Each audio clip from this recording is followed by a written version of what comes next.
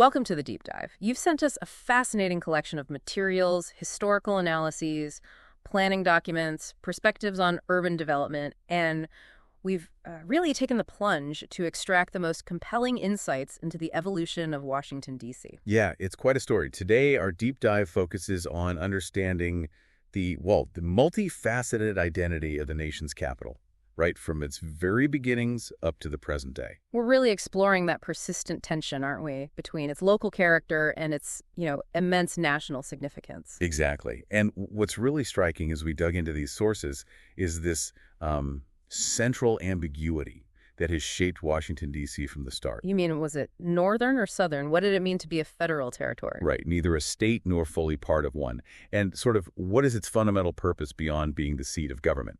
These ambiguities, these core questions, they've really driven the city's development. Okay, let's get right into it then. Where do we start? The founding. Well, the very selection of Washington, D.C.'s location, as your sources detail, came out of a foundational compromise back in 1790. Ah, yes. The early U.S. needed a permanent capital. New York, Philly, they were in the running. But it got tangled up in the economic and political fault lines, between the northern and southern states. Right, that pivotal deal. Jefferson, Hamilton gets Southern support for assuming state debts. And in return, Hamilton agreed to put the capital south of the Potomac River. The Residence Act of 1790 made it official, letting President Washington choose the exact site. So this inherent duality, afoot in both North and South, it was there literally from day one. How did that initial compromise keep playing out? Oh, it's crucial. This balancing act influenced not just the location, but the whole social and political vibe of the city for, decades. And then in 1791, Washington brings in Pierre L'Enfant to plan the city. Correct.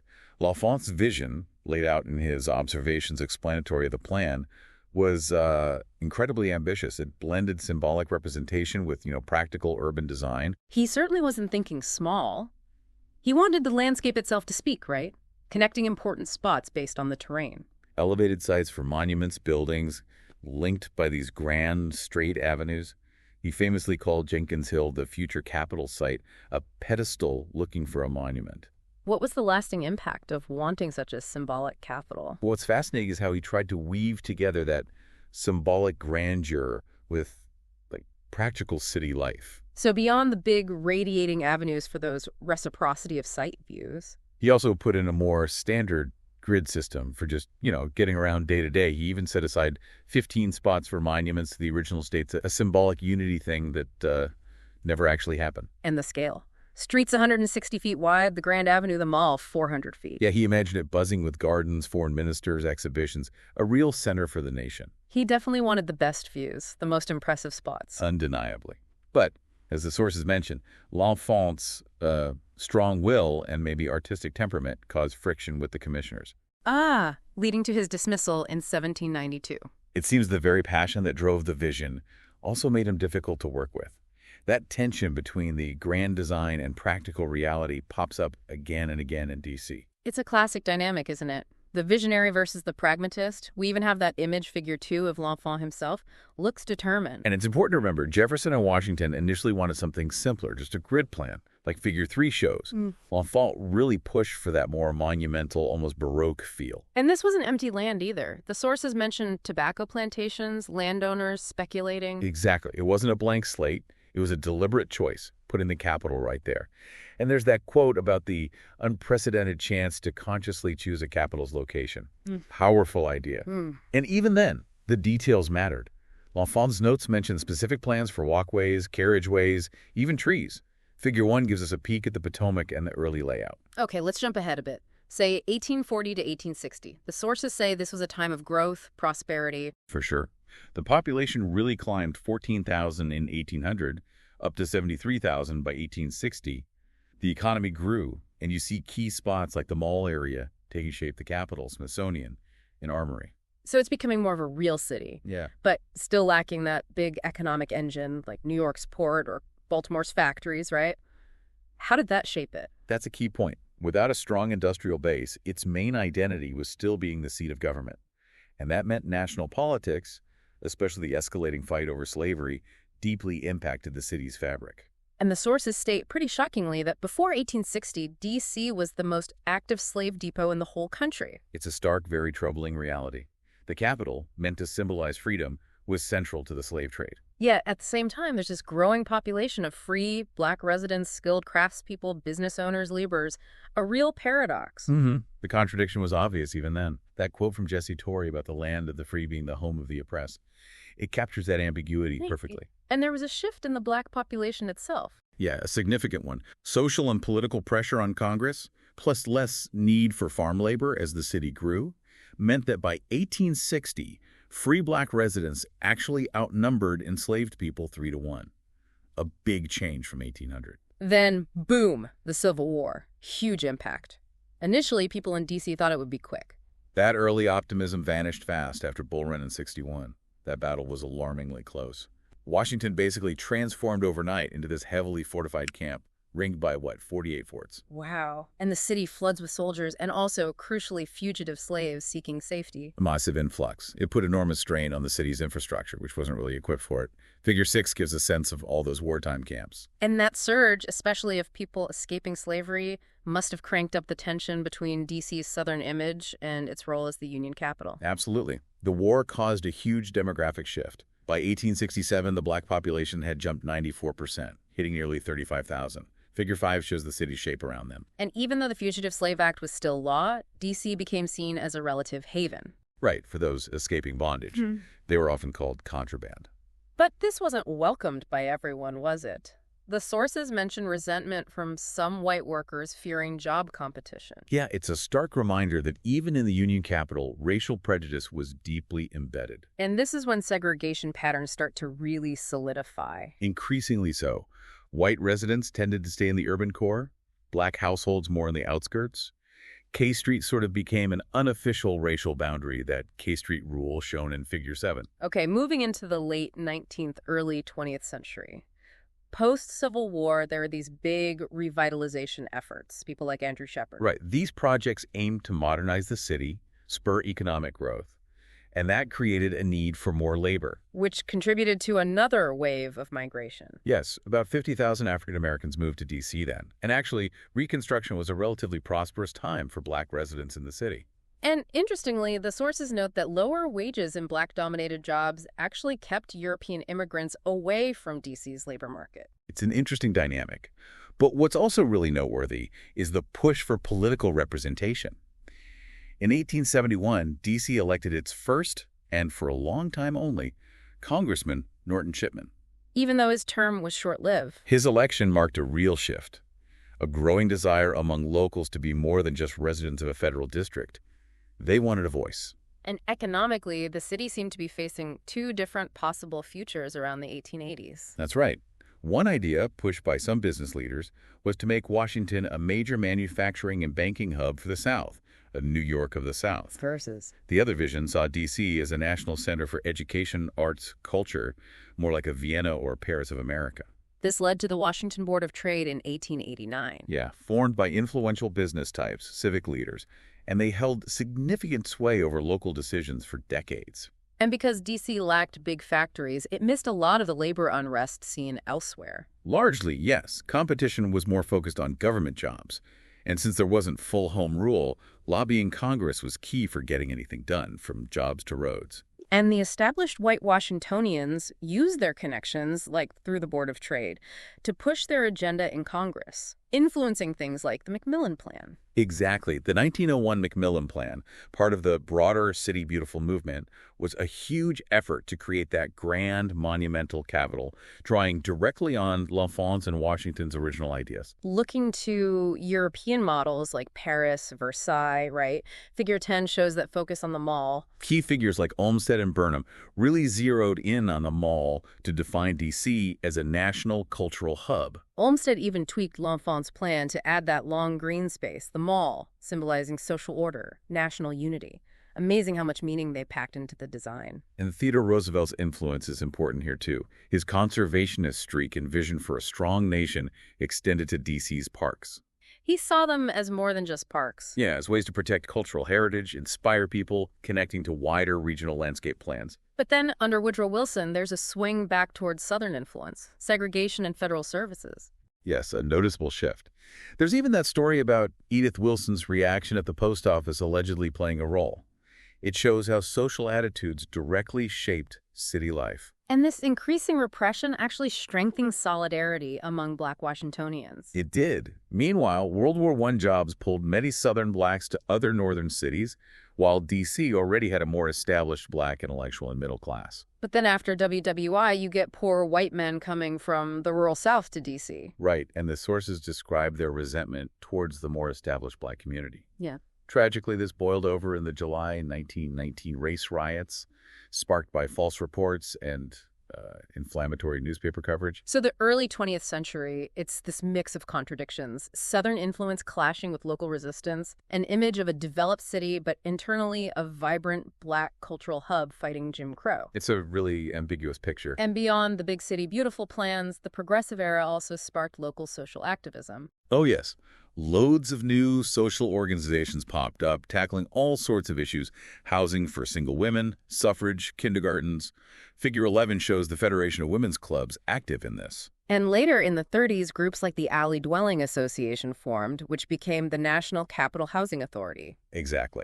And speaking of the 30s, we have to mention Mordecai Johnson's transformative leadership at Howard University starting in 1926. He really put Howard on the national map, didn't he? Absolutely pivotal. Got more funding, reformed the law school, hired top black lawyers, raised standards, led to full accreditation. And graduates like Thurgood Marshall went on to lead the legal fight for civil rights. Brown v. Board. Making Howard a powerhouse in the civil rights movement. We also see city zoning start in 1920. Not just aesthetics, but economics too. Definitely. Stabilizing property values in a sometimes speculative market was a big goal. Meanwhile, the Commission of Fine Arts kept pushing the McMillan Plan, backed by civic groups tied to the Chamber of Commerce. Leading to the National Capital Park Commission in 24 and the Park and Planning Commission in 26. Right, with more money and power for comprehensive planning. Okay, let's shift into the mid-20th century. FDR's New Deal obviously had a massive impact everywhere. How about in D.C.? Well, the New Deal meant big government investment in infrastructure. Social programs, Figure 12 gives a sense of that.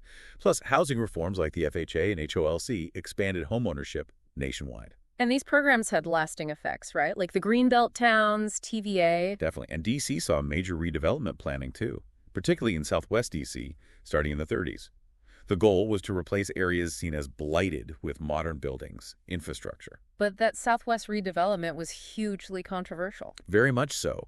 The sources highlight how it disproportionately hit the black community there, with little input from residents. People were displaced, businesses lost, even as new federal buildings went up. A familiar pattern, sadly. We see something similar later in Foggy Bottom after the Watergate and Kennedy Center construction. Revitalization, but displacement too. And even Capitol Hill changed a lot before the New Deal and during WWII demolitions, conversions to temporary housing for the wartime boom. Then after the war, the middle class, black and white, starts moving to the suburbs. Right, leaving many Capitol Hill homes to become boarding houses for lower income, mostly African-American residents. By the 60s, it's again labeled blighted, leading to new plans that, again, often ignored existing residents. It really highlights that contrast, the planned monumental core versus the often messy transformation of neighborhoods. And the social and racial divisions hardening between 1930 and 1960 were definitely fueled by these housing struggles. You mentioned earlier black migration in the late 1800s, early 1900s, bringing younger, sometimes less skilled workers alongside the established black community. Yeah, creating a vibrant but complex black cultural scene. And it's notable, in 1900, D.C. had more black clergy and teachers than Chicago or New York, suggesting a pretty deep-rooted community. Yet, local policies and attitudes kept creating this disconnect between the national capital image and the reality for black Washingtonians. That 1967 Post quote about lacking amenities despite the population is telling. Meanwhile, the 1940s saw changes reinforcing D.C. as the symbolic national capital.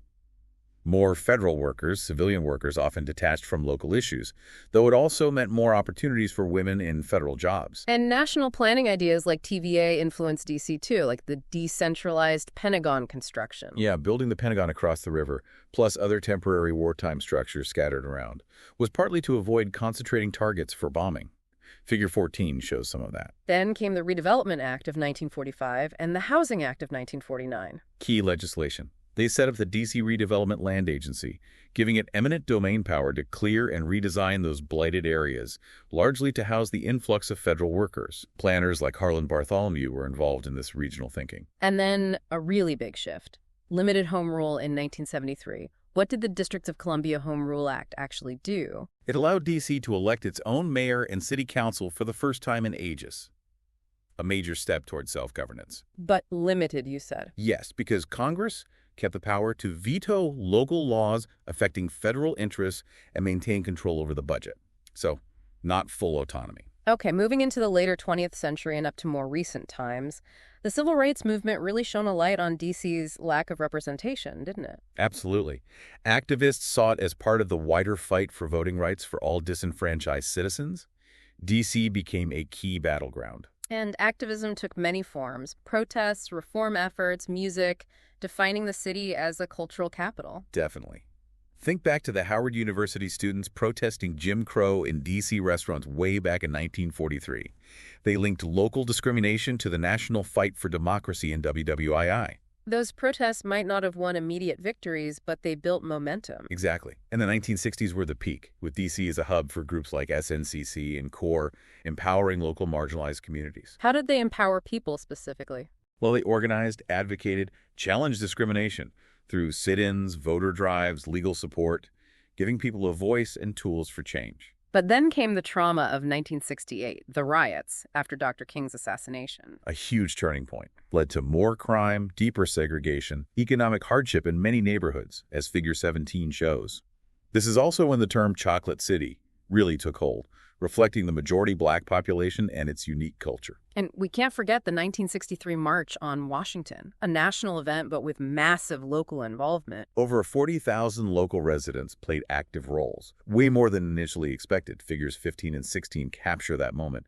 And the way communities responded to rebuild after the 68 riots also cemented D.C.'s identity as a resilient cultural capital. But even later in the 20th century, deep economic and racial divisions persisted, especially in low-income areas, often divided by infrastructure like the freeway. Stark differences in income, demographics, leading to things like uneven policing. Then came the Hope the Sixth federal program in '92, aiming to fix distressed public housing. By tearing down old projects and building mixed-income housing, like the Ellen Wilson dwellings becoming townhomes on Capitol Hill. Yes, and community gardens at Fort DuPont. There were reported successes, better safety, sanitation, community building in some places. But unintended consequences, too. Definitely. Using vouchers to relocate residents, often scattered low-income families, contributing to inner-city gentrification and pushing poorer residents out to suburbs like Prince George's County. So the economic divide remained, maybe even sharpened. Wealthier people moving in, poor residents displaced. The freeway is still seen as a barrier. It's a persistent challenge. So since Home Rule in '73, how does planning work? Who's in charge? It's split.